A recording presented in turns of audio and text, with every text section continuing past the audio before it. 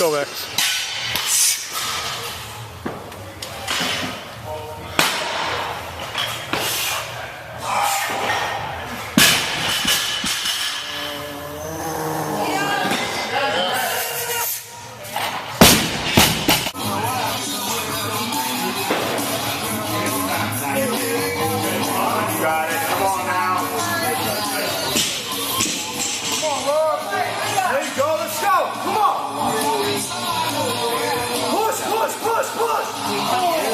Today we're going to talk about the full depth squat. Teaching the full depth squat can be a challenge for some trainers, some coaches. I'll show you how we do it here, and hopefully you can take from it whatever it is that's going to benefit you in teaching the progression. When we teach the squat, really what we're trying to do is focus on creating an athletic, full range squat, and we want to emphasize two things: positions and speed.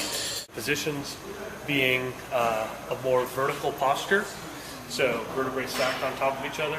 Positions with respect to the bottom being an ass to the grass or full range type movement. Try and keep their hips as if it were a bucket of water. So we don't want to tip the water out forward, but we don't want to tip the water out back on the bottom. So keeping your hips level.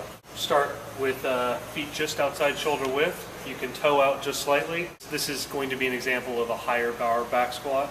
So he's going to go underneath and unrack the bar with a grip that's as close as is comfortable. So the idea is we want to recruit the muscles through the upper back to squeeze together and produce a nice platform for the bar.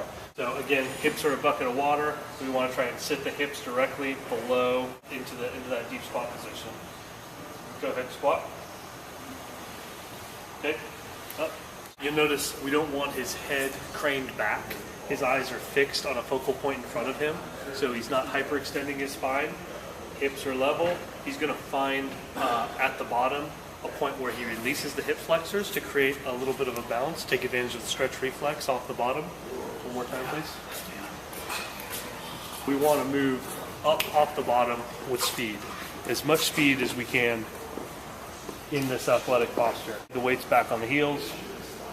One more time, Rob. He controls the weight into the hole, relaxes, and goes.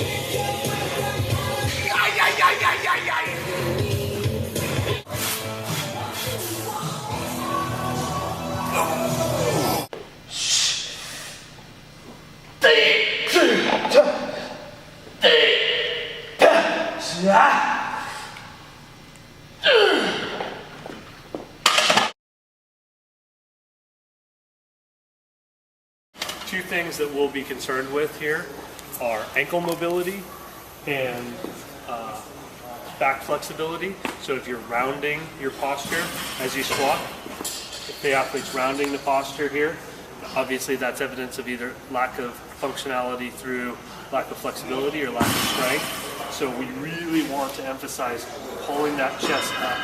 One good exercise that you can do to get that athlete to start to stretch the back and stretch the hip flexors, put the elbows in between the knees, bring the hands together, and then obviously Rob has good flexibility, but you're just going to take your hand in the small of the back and push down and forward as you pull the chest up to start to release some of those areas.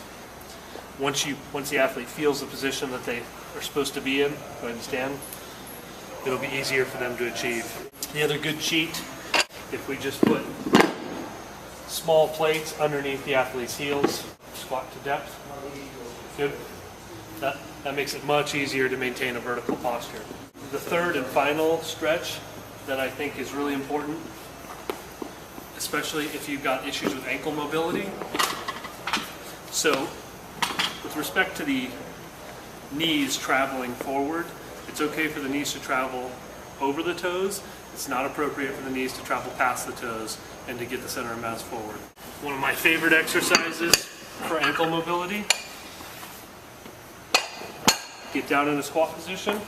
He's going to grab the bar. He's going to pick it up and place it right at the end of the quad, forcing the knee angle down. Knee angle starts to steepen, chest comes up, and you can see that he's getting a nice stretch through his ankles. All of these things need to be worked on to maintain that full squat position. So hopefully that was helpful, and talk to you soon.